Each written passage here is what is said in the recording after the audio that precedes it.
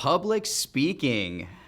This is a very important skill that we all need to develop. If your goal is to be a successful leader and a person of influence in the world, it's just a fact of life that you're gonna need to deliver a lot of public speeches, and you're gonna need to be able to move crowds. It's one of the most important tools for a good leader.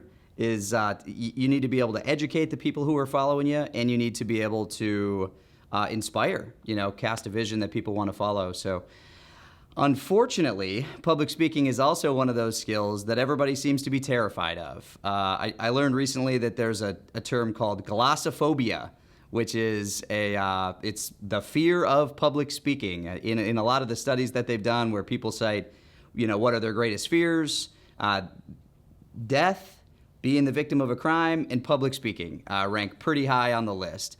But it doesn't have to be scary.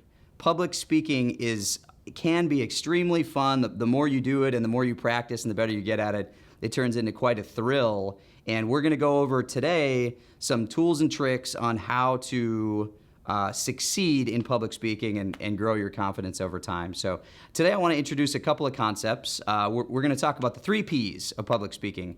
And the 3 Ps are going to be preparation, peace, and performance. So we're going to get right into it with the preparation. Getting ready for your public speech is half the battle. If you're well prepared and you're ready to deliver content with an organized plan, you're gonna do real well and you're gonna feel real confident. Abe Lincoln was once quoted as saying something to the effect of, "If you want me to give a 3-minute speech, I need a week to prepare. If you want me to give a 30-minute speech, I need a day to prepare. And if you want me to give a 3-hour speech, I'm ready now." And the meaning of that is because if you're really trying to deliver a powerful outline and trying to organize your thoughts in a way that are going to land with your audience, it takes preparation. You need to think through everything you're going to say and think through the bullet points that you're going to cover. And so my first piece of recommendation is research your topic until you're an expert.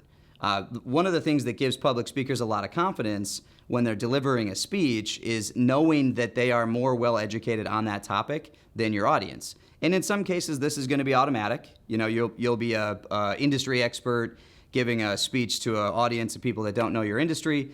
In other cases, like if you're a high school student giving a speech in class, it's something where you really should elevate your knowledge on the topic beyond what you're going to say in your speech. So heavily research your topic, and then think deeply about your audience. So my second piece of recommendation is to think about your audience, because again, in some cases the audience is going to be small and you want to use more of a conversational delivery. In other cases, the audience will be big and you want to present a little bit more professionally.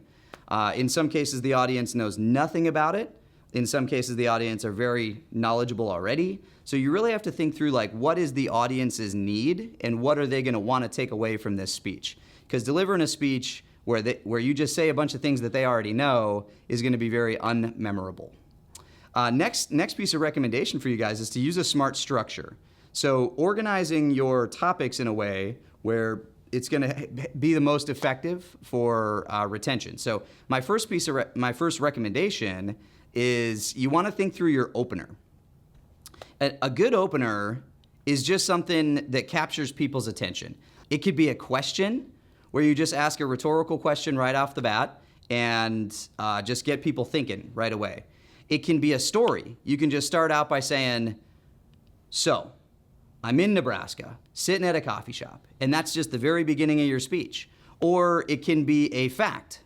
"In 1895, such and such happened." But doing something that's a strong opener right off the bat is so much better than what most people do, which is like, "Okay, thank you. So today, I guess I'm going to talk about..." So that's so generic. So think through just an opening thing that's going to capture attention really well. After the opener, second thing you want to do is get into what we call setting the table. So that's where, think about it like this. You're going to tell them what you're going to tell them. Then you're going to tell them. Then you're going to tell them what you told them.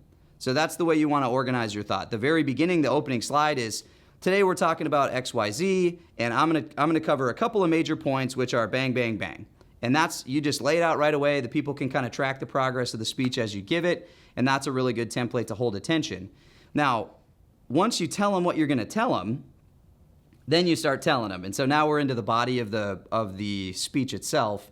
And when you're delivering the body of the speech itself, you want to use 3 major bullet points. You don't really want to go past 3 major headers. Each major header can have subheaders underneath it that are organized well. But if you have 11 headers in your speech, by the 3rd one, they're still with you.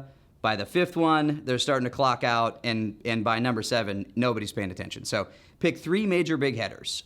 Okay, so once you've delivered your 3 major headers in a powerful way, then you want to tell them what you told them. So you want to have a summary slide where you go back through your opening slide and explain, like, recap, summarize, review. And then the final bullet point is a call to action. And this is where you're going to ask them to go back through their notes and pick something that they're going to implement tomorrow. And maybe even have a little exercise where you have them write down, like, what are they going to change? Now, in some public speaking scenarios, this isn't appropriate, where if you're just educating somebody on a topic, there really isn't a call to action. But in many cases, you can ask them to take an action step at the end, and that will help with retention too. And then last quick thought is having a close, some kind of a closing scenario. Now, you don't have to overthink this.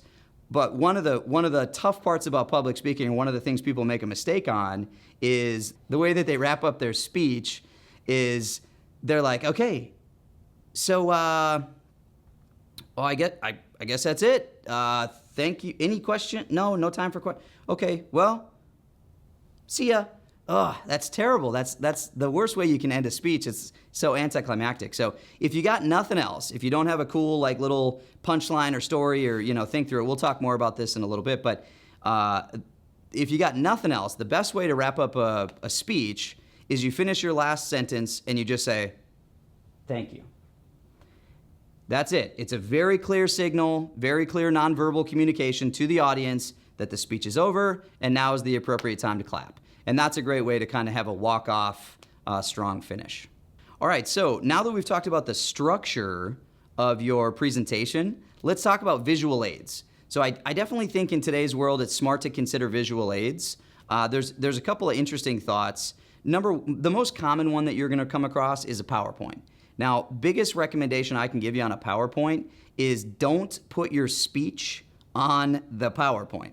The fewer words that you have on each slide, the better. The PowerPoint is a visual aid where the speech you're giving should land with visuals. But if you're turning around and reading your PowerPoint out loud and the audience just sees paragraphs of words on there, that's a great way to put everybody to sleep. So it is a visual aid. I think pictures are good. I think visual organizations with columns, the more visually stimulating, the better. And another thing you can consider is props, or doing some kind of a demonstration. If the content is appropriate, where you can do a physical demonstration, or you can use some kind of a prop just to visualize the point that you're making, that's something that people will remember. That's something that if they have drifted off in your speech, they're going to come back and pay attention to that. So anytime you can kind of animate it with some demonstration is really good. All right. Next major point on preparation is practice. Man, if you just practice your speech a few times and you do a few run-throughs in your room or in the mirror, it's going to go a long way. The first time you deliver the speech shouldn't be while you're delivering the speech.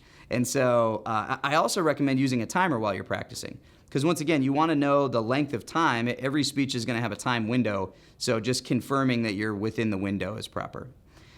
Next bullet point on preparation is dress sharp. You always want to dress it like one step sharper than your audience, So if you're in a corporate setting and it's kind of a business casual office, then wear a full suit.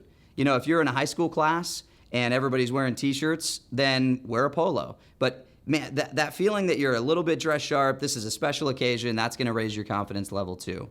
And I want to give you a list of if possibles. So a couple more thoughts on preparation, but in situations where these things are possible, it's a really good idea. So number one, arrive early, get to the venue before everybody else, and that way you can confirm the setup. You want to make sure the chairs are set up the way you want. You want to make sure the air conditioning is the right temperature. You want to practice your tech to make sure that your PowerPoints and your sound works, the lighting, the whole thing. So make sure you arrive ahead of time and confirm that the room is set up the way you want for maximum effectiveness. As far as preparation goes, if you've done all these steps properly and you've taken the time to work through all of these recommendations, you're going to feel very confident and very well prepared to deliver a speech that you're proud of.